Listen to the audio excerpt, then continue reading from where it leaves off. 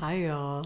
We're getting to that point in winter where it's pretty sleepy hours, and I've slept 9, 10 hours each night lately, and I still feel tired. So I should be hibernating right now, but I'm not. You voted for this one, and I'm very excited to listen to it. I haven't heard anything off this project except for Boy's a Liar and the one with Central C, which I forget what it's called, but I love that song. It's good, and I can't wait for it to come up on the album. So today we're going to listen to Heaven Knows by PinkPantheress.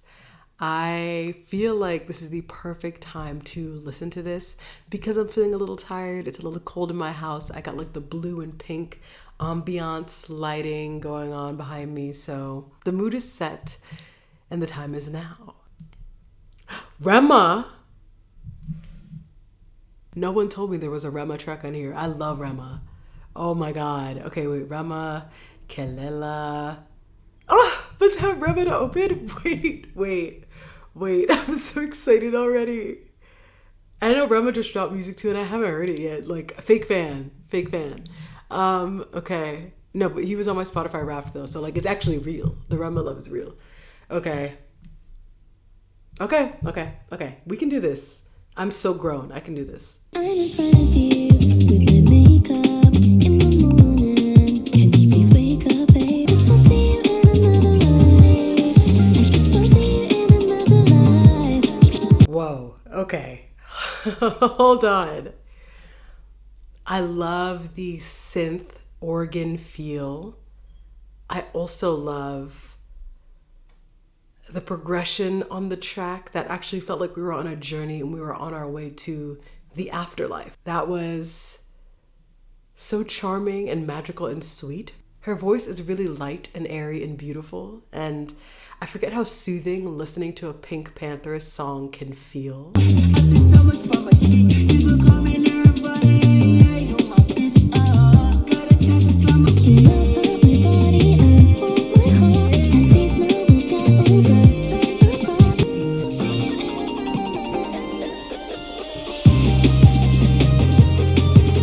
I'm put at ease, although I know that there is some spiritual destination that we're heading to. And having Rema on that track makes me very happy because there's so much of Rema that we've heard in Afro beats. Early on Rema, we heard him in some rap. And I love when he's on a synth track. And this is kind of giving like synth jungle to me. Like it makes me wonder what Rema's gonna do next. And I know there's an EP I need to listen to, okay? I'm behind with the times, I'm aware. But that makes me so happy. I'm very excited to hear more of this because this literally brought so much joy. And even looking at this album cover, like it is giving heaven and hell, to be honest. That back door that's red looks haunting. The front part though, with her in the white dress and the dove gives heaven. And it feels like it's almost like a collage, like it's a cutout from the rest of the photo, even though I know she's just laying on a chair, but everything is so sculptural and specific. It feels like we're playing with dimensions or different spaces in this afterlife. And it's called Heaven Knows, so obviously we can string some things together.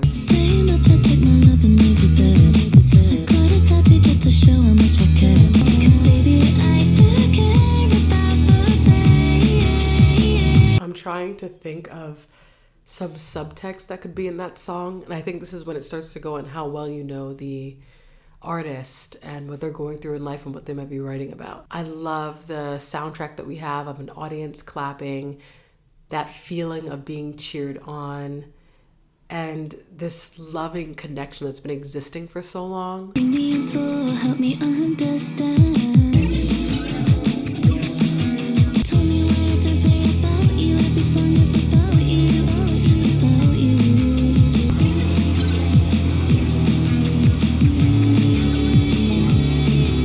Part of me thinks that this could be about an artist that she appreciates. Part of me thinks that this could be a depiction of a familiar relationship. I'm not exactly sure. All that I can really take from this on a first listen is the energy in the track, that guitar that feels very carefree and happy, the jungle elements that are still remaining throughout this project. And honestly, I have to hand it to her. She's been doing jungle for so long. That's a tremendous feat. we're not bored of it. We're not tired of it. If anything, we crave more of it. And I love that we're getting dimension to the project and the tracks that we have. Coming off of the heels of Afterlife, though, are we following someone into the afterlife? Like, let's try and piece together a story of where we could be going. I'm feeling the Romeo and Juliet vibes. I'm feeling the do or die vibes. Like, let's either be in this forever to the point where we're like in love in multiple afterlives, or let's just get rid of it. And no one said get rid of it yet on the project, but that devotion is strong and feels like the centerpiece of what we've heard so far. Another day then, maybe Tuesday, can I spend a fortune? 'Cause I want to. I just had a dream I was dead, and I only cared 'cause I was taken from you. You're the only thing that I own. My problem is that I will listen to a song a million times and never really listen to the lyrics, especially if the melody is good and the beat is good. And people don't really enunciate these days, so what am I truly searching for in the song? I'm not gonna look up the lyrics. I'm just gonna bop and hear, like, just take the lines that make the most, that have the most resonance to me. I feel like I'm still a child because I always cross my fingers on a Monday. Can I see you? Can I check my 'cause I want to. I've heard this song before and I like it. It's in my playlist. Like, I listen to it. It gives me smooth brain vibes. Like, I feel like I could be in the supermarket or walking around and I'm just like, just having a great day. It gives me the vibe of a great day. But listening to the lyrics, I'm like, oh my gosh. This is exactly what depression is. This is depression on a good day, where you still have it, but you're having a good day, but you still have clinical depression. I don't know if I can make any more sense. And now I'm thinking about this afterlife and what it could be, and if you end up in heaven, in this version of heaven, and it's beautiful, but you do know that you're dead in this, right? So you're experiencing this beautiful place, you know, beautiful grass, bright skies, whatever it may look like to you. It feels euphoric, but you realize that you have passed on and that you left someone behind, and that feels painful. This is getting deep. I love how upbeat the track is as a juxtaposition to the lyrics, and I think it provides this sense of making peace with whatever is going on. It's one of those unfortunate things. This problem again. Look what I started. I lay in your bed. That's how it started. Yeah, this album is fantastic. I'm really blown away by the texture in that song. I don't even feel like I got a chance to listen to the lyrics. I was hearing them in the beginning, but then the beat just kept evolving and it really sucked me in, and it felt like we were in limbo almost. 4 tracks in, and this is incredibly strong.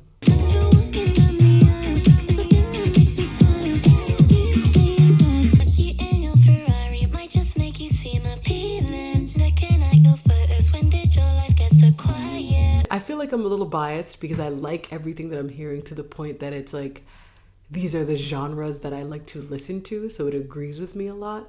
But I can also just say sequentially, each song has been dynamic and different, and the through line is her voice, right? The register of her voice, the octaves that she's choosing, and having the production be so dynamic so that we can have that through line of her singing is incredible, because the way that she sings doesn't need to be changed. I don't mind all your dollar signs. You're keeping me up each and every night. I have secrets and yes, I know you know too many. I stay at the house where I hope that you'll protect me.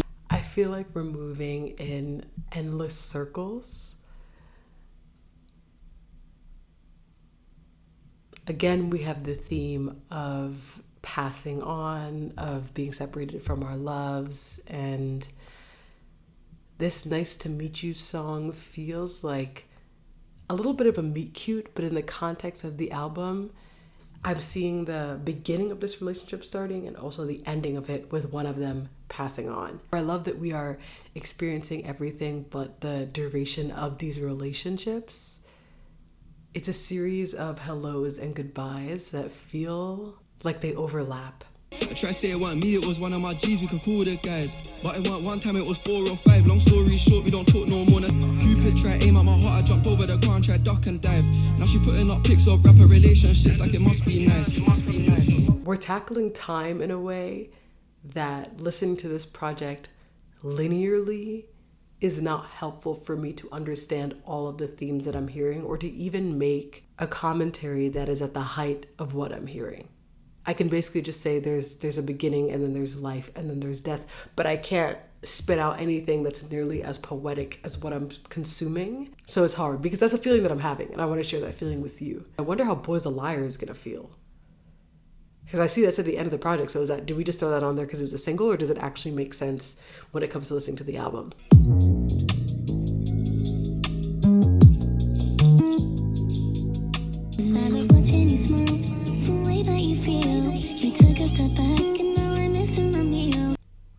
I love how dark and haunting that is.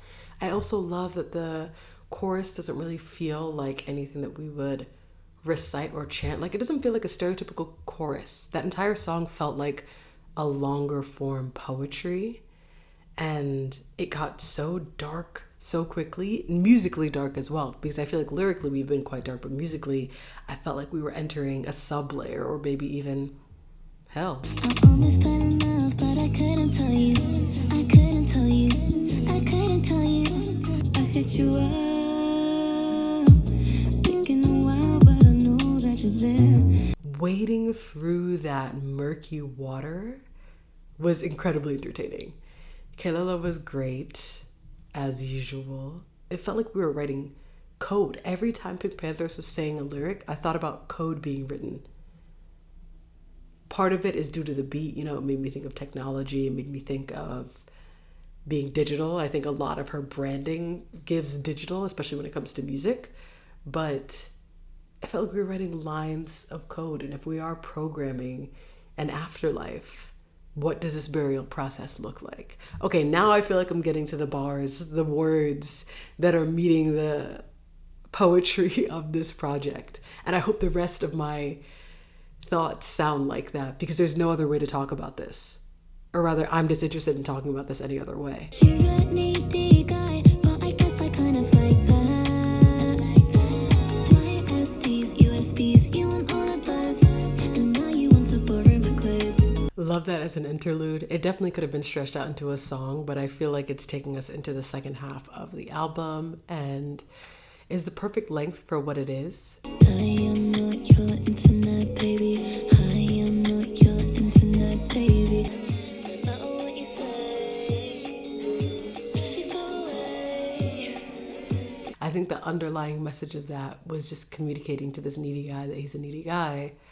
So we didn't need to make it like a whole song about why it's good to be needy or why she likes being needy. Like, it's perfect. I'm still picturing this Romeo and Juliet love story, or a sense of devotion that it feels like we have like an undying love for somebody. Tell me, what did I do to deserve you? Kidding me this way, I can't leave. As I descend, I see my life flash again. Got a message telling me that I should come into yours now. This song is called Ophelia, so now I'm definitely thinking about Shakespeare. There's so much lust and longing and desire, and the elements that we have in this project that add so much texture to it feel really smooth on the ear. The bubbling water at the end. This track felt more like a dreamscape, and we were on a journey again. There's somebody shaking me on the phone I can't believe I'm still alive.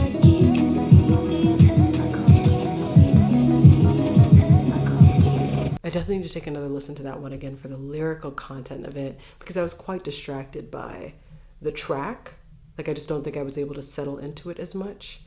But coming out of Internet Boyfriend, it does feel like we're getting a lighter sense when it comes to the sound of this project. You never took the time to phone home. You never took a vow to not go. I'm loving you a little like slow. Baby, I'm loco. I'm not going to bed because you want me to. What a rich track. Like, there's so much going on in there. There's so much to take in and appreciate. I love her writing. It feels like poetry, but it's also so asymmetrical sometimes that it feels dynamic on top of these beats that we have as well. Yesterday I took a sip of your rum. I don't think today I'll face anyone. I can't imagine feeling that every day.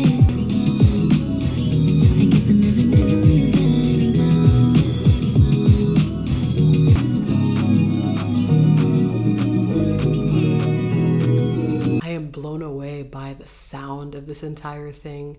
The vision is clear, the essence is clear, everything that I'm feeling is clear. There's definitely something metaphysical going on, but outside of that, you can move forward with it. There's a pace and a timing to it that feels like we are putting one foot in front of the other, whether that is passing on to the afterlife, meeting somebody new. Like, there are all these big events happening and we're never feeling static at all. We might be betrayed, but we never feel static. We're stuck. This feels like vintage Drake. Just that opening, not the guitar. And the aches and the pains, how I favor missing now. I belong in your company. I do think this song would make an excellent sample for somebody, preferably someone who's going to rap. Like, it just feels, the ambiance is there, the sounds are there, the car locking, not hanging out with someone. It just feels like having someone rap on it would bring a lot of texture, but not having someone feature on this track, like literally having someone sample it. I guess you never know. I'm not hanging with ya. I'm not hanging with ya. I realize can't be you anymore. Think of you anymore. Hang with you anymore. I do appreciate how she is repetitive on certain topics. So this one is about how we're not hanging out with someone, and you can really drum that message home when it's not continuing into the next song and the next song and the next. While all of these songs have been similar, they're not all the same. The lyrical content is not the same. And I love that much diversity because it allows us to really fall into the world of each one, but also to discover how multifaceted this universe is and what she's going through in this universe that she's crafted. This feeling out there, you're on the stage. No, I can't take a pill. I realize that I'm peeking too early, but I don't want them making you worry. I'm feeling some indecision, but I'm also feeling the weight of those feelings, and I love the song is titled Feelings because that's definitely what we're getting from this. This feeling out there, you're on the stage. No, I can't take a pill. I'll never give it up. Just everything I wanted. This feeling I love. Everyone singing your chorus.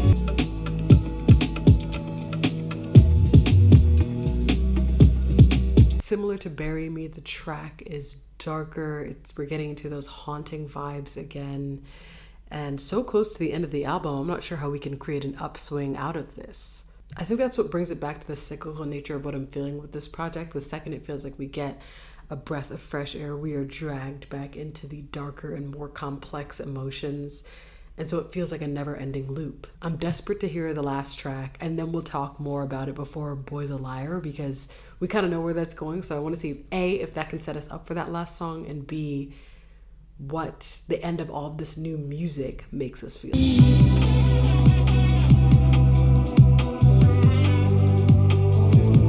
It's weird how people still think it's pretend. The bonds between the stars and ends. The wedding bells gave me a little chill, and it sets you up for Boy's a Liar perfectly, because now this relationship has fractured in a way. I think Feel Complete was actually the first step to seeing a crack in this relationship that felt like there would be no return, but Capable of Love kind of sends us there a little bit further. I swear you can't even picture 'cause it's never enough to see you smiling in my mind when I lay still in the dark. My focus is everywhere, I'm not listening. I got a reading on my palm just to see. It starts with you. Starts with you. And from this first listen, I'm getting a sense that we, the listener, are capable of love, but at the same time, the person that we're talking to is not. That broken trust has shown us what we have and what they do not have. And that's pretty powerful. But as we go through the cyclical nature of songs again, we come back around to Boy's a Liar, and it'll bring the tempo right back up because it's the happy and the sad. It's both sides of life, and we're dealing with both of them at the same time. With time, we'll discover new things, new meanings, new sounds, and connect with different songs.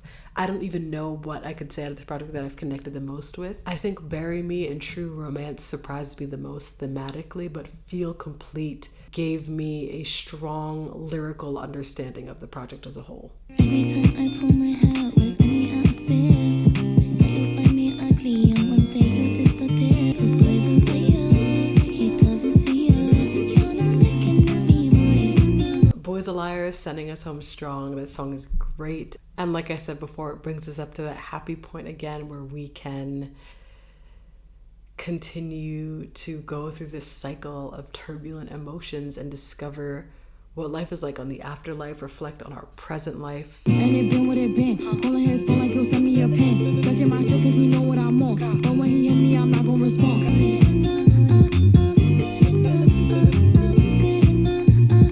The metaphysical properties of this I'm going to be thinking about for a long time, and I'm going to keep breaking this down until I find out what it means to me, but also understand a larger sense of what this project is.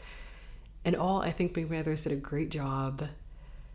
This is a really good album, a good way to end the year, a good thing to listen to on this cold winter night. Thank you for recommending this. Y'all send me the best music, and I appreciate it. We have similar tastes. Obviously that's by design because I'm the one making the videos, but I like it. I'm gonna drop another poll soon so you can vote on the next video that we listen to. If you made it to this point in the video, I appreciate you so much, and I hope you're having a wonderful day or night wherever you are, and I will see you in the next one.